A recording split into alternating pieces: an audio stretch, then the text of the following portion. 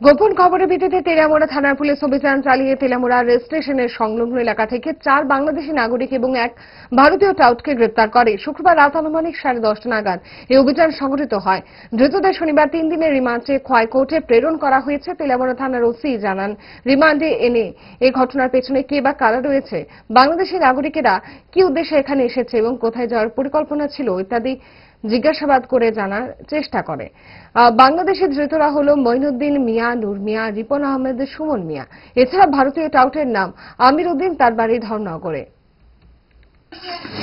গতকাল রাত্র 10/1/2025 রাত্র অনুমান 10:30টার সময় ইনফরমেশনের ভিত্তিতে আমরা নিশাবাড়ি অ্যাপ্রোচ রোড তেলিয়ামুড়া রেল স্টেশনের নিকট থেকে 5 জন লোক ডিটেইন করি।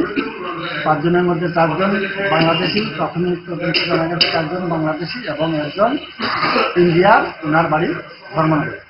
অ্যাকর্ডিংলি তাদেরকে আমরা ডিটেইন করি, অ্যারেস্ট করি এবং তাদের নিকট থেকে 4টি মোবাইল ফোন, বাংলাদেশি টাকা এবং ইন্ডিয়ান টাকা বাজেয়াপ্ত করি।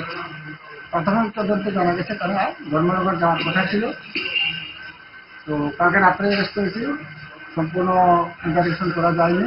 আজকে আমরা কোর্টে ফরওয়ার্ড করেছি একটা নির্দিষ্ট কেস নিয়ে, যেখানে তাদেরকে 3 দিনের পুলিশ রিমান্ড দেওয়া হয়েছে।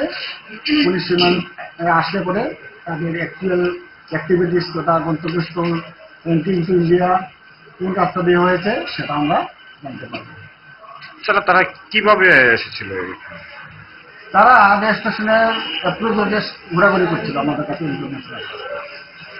প্রত্যেকে আইসে, কই থেকে এসে তো তাদের বক্তব্য হচ্ছে বাংলাদেশ থেকে এসেছে।